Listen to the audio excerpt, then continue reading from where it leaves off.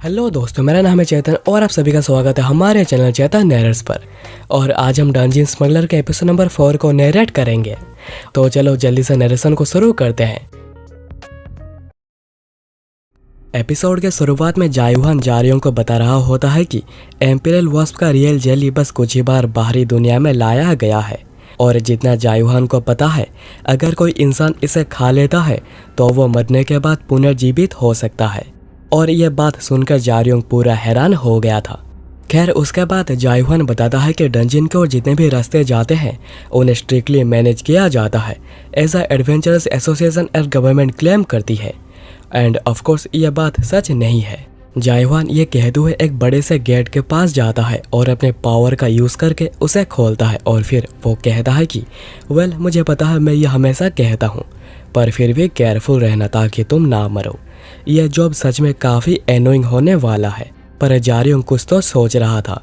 तभी जायुहान सिगरेट का धुआं उसके मुंह पे मारता है। तो जारियोंग कहता है कि आखिर तुम ये क्या कर रहे हो। तो जायुहान कहता है कि मैं सोच रहा था आखिर तुम किस वजह से मेरे बात पर ध्यान नहीं दे रहे। क्या यह उस वजह से है कि यह मेडिसिन डेड को भी जीवित कर सकती है? क्या तुम अभी भी उसी के बारे में ही सोच रहे हो? जारियोंग कहता है कि इस सब में कोई पॉइंट नहीं बचा है। ऐसी चीज़ें हमेशा ही प्रोपोर्शन से बाहर चली जाती हैं। जारियोंग फिर गेट को खोलते हुए सोच रहा होता है कि अगर इसे एक एंटीडोट कंसीडर किया भी जाए तब भी यह उसके फादर के इलनेस को क्योर नहीं कर सकता है, क्योंकि अगर ऐसा कुछ एग्जिस्ट करता तो उसके फादर कभी अपने होप को जाने नहीं देते। खैर एडिसन के बाद डंजियंस अर्थ पर यहाँ वहाँ पर क्रिएट होने लगी हैं और उन सभी डंजियंस में से 2 डंजियंस ऐसे जो कि कोरिया के सबसे ग्रेटेस्ट डंजियन है। पहला है जेजुडो, जो कि एक ऐसा डंजियन है जो कि एक वोल्केनिक माउंटेन रेंज से फ्यूज हुआ है। और दूसरा जो डंजियन है वो फ्यूज्ड हुआ है ईगार जंगल से, जो कि बेओडो में लोकेटेड है, जो कि सियोल के बिल्कुल बीचों बीच है। और अभी जारियोंग गेट से निकलकर डंजियन में इलीगली एंटर कर चुका है। और ये डंजियन है फॉर्मर बोरा में एक D+ रैंक का डंजियन, जो कि एक लो रैंक डंजियन है। और इसे डंजियन अपने चारों तरफ की यूडियो, मापो, योंगसन एंड योंगड्योनपो डंजियंस को टेक ओवर कर ली है। पर मोस्ट ऑफ इट अभी भी अनडिस्कवर्ड ही रही है और बहुत से एडवेंचरर्स ने इन्हीं जगह को एक्सप्लोर करते हुए अपनी जान गंवाई है। जायुहान आगे कहता है कि ऐसा लगता है उनका एक सबऑर्डिनेट रॉयल जेली को मीटिंग एरिया में ट्रांसफर करने में कामयाब रहा है, पर मीटिंग एरिया में पहुंचने के बाद उनका कॉन्टैक्ट लॉस हो गया। तो हो सकता है कि वो भाग गया हो, पर मुझे नहीं लगता है कि वो ऐसा करने की कुछ भी कोशिश करेगा। तो मोस्ट लाइकली यह कोई एक्सीडेंट या फिर कोई इंजरी होगी। उसने शायद वहाँ से निकलने के लिए सब कुछ चीज़ों का यूज़ किया होगा। उसने बहुत कुछ चीज़ों का सामना भी किया होगा। पर वेल तुम्हें बस इतना करना है कि तुम्हें साइट पर पहुँचना है और उसके पास जो भी है उसे लेकर वापस आना है, पर अगर वो वहाँ पर मिले तो। इतने में जारियोंग निकल रहा था तो जायुहान कहता है कि पहले मुझे मेरी बात को ख़त्म करने दो, बिल्कुल भी डिस्ट्रैक्ट मत होना और अपने काम पर ही फोकस करना। तो जारियोंग कहता है कि क्या तुम्हें लगता है मैं भाग जाऊंगा? जायुहान कहता है कि नहीं, मुझे ऐसा नहीं लगता कि तुम ऐसे कोई स्टूपिड काम करोगे। बस केयरफुल रहना और याद रखना कि रॉयल जेली बहुत ही ज़्यादा प्रीसियस है और बस इंसान नहीं जो कि अपनी जान जोखिम में डालेंगे इसे पाने के लिए। मैं श्योर हूँ कि जंगल के सभी चीज़ों ने अब तक इसे स्मेल कर चुके होंगे। पर यहाँ पर नीचे उतरते जारियोंग अपने सामने कुछ देखकर बड़ा सरप्राइज हुआ था, क्योंकि उसे यहाँ पर नीचे उतरते ही अपने सामने किसी बड़े से मॉन्स्टर का पैरों के निशान देखने को मिला है। जारियोंग सोच रहा था कि आखिर ये क्या है। मैं श्योर हो गया हूँ कि बहुत सी चीज़ें ऑलरेडी उसके स्मेल से अट्रैक्ट हो चुकी हैं। उसके बाद हम एक लड़के जिन सायरोम को देखते हैं जो कि किसी से बचकर भाग रही थी और वो काफ़ी डरी भी हुई थी। सायरोम एक्चुअली वॉरियर हाई स्कूल के फर्स्ट ईयर के स्टूडेंट है और अभी वो अपने लाइफ के सबसे बड़े प्रॉब्लम को फेस कर रही है। उसके मिड टर्म के लिए डंजियन की ट्रिप बहुत ही ईजी होनी चाहिए थी। इसके बदले उसने कुछ ऐसा फेस किया जिसके बारे में उसने कभी सोचा भी नहीं था। एक बहुत ही बड़ा मॉन्स्टर जो कि उसके पीछे पड़ा है, पर वो कभी पहले यहाँ पर होना ही नहीं चाहिए था। सायरोम सोच रही थी कि ये एक टेस्ट है जो कि बहुत ही इजी होनी चाहिए थी, जिसमें एक गिवन टाइम में जितने कॉइन्स को हो सके उतने कलेक्ट करने होंगे जो कि डंजियंस में यहाँ वहाँ पर रखे गए हैं। ऑल्दो ये एक ऐसा टेस्ट है जो कि रियल कॉम्बैट सिचुएशन को सिमुलेट करने के लिए करा गया है, पर क्योंकि ये एक टेस्ट है, यह एरिया जितना लो हो सके उतनी लो रखी गई है। तो ये टेस्ट बहुत ही ज़्यादा ईजी होनी थी, क्योंकि इसे बिगिनर्स ट्रेनिंग ग्राउंड के नाम से भी जाना जाता है।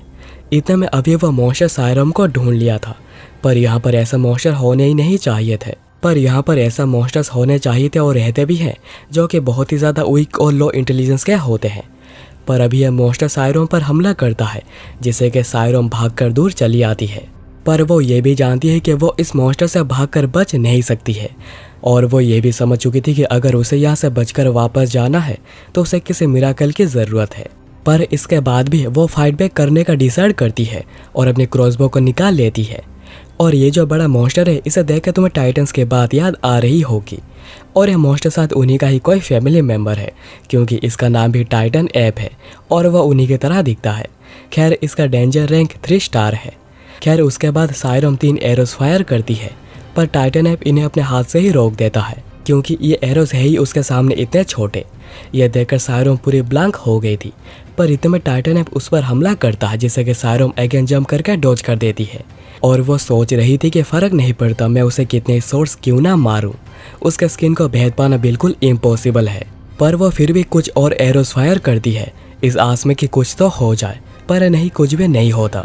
और वो इनका यूज़ करके उसे कभी मार भी नहीं सकती, क्योंकि टाइटन ऐप तो इन्हें भी ब्लॉक करने की या फिर डॉज करने की भी कोशिश नहीं कर रहा, क्योंकि वो भी समझ चुका है कि इनसे कुछ भी नहीं होगा। पर सायरोम मनी मन सोच रही थी कि उसे थोड़ा और पास जाना होगा, और बस टाइटन ऐप एक बार अपना गार्ड डाउन कर दे और वो अपने एबिलिटी का यूज़ कर देगी।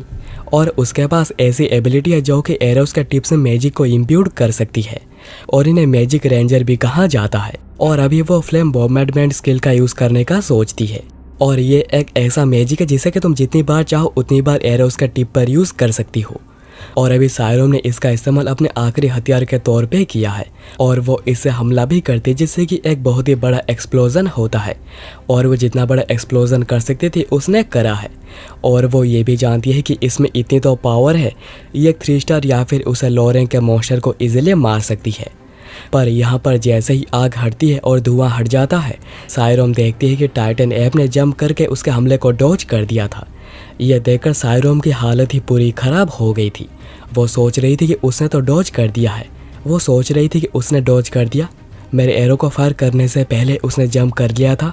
क्या उसे पता था कि मैं यही करने वाली हूँ? और क्या वो ये भी जानता है कि मैं इसे दोबारा यूज़ नहीं कर सकती? तो मुझे भी क्या करना चाहिए? और वो सब यही सब सोच रही थी। और फिर वो भागना ही शुरू करती है, क्योंकि उसे पता चल चुका है कि अब उसके पास और कोई चारा नहीं बचा है। और फिर वो अपनी पूरी जी जान लगाकर भागना शुरू करती है, पर उसे ये भी पता है कि टाइटन ऐप से बच पाना बिल्कुल नामुमकिन है। इतने में उस जगह पर जारियोंग जंप करता है और डायरेक्ट ही टाइटन ऐप के चिन पर वार करता है, जैसे कि टाइटन ऐप नीचे गिर जाता है।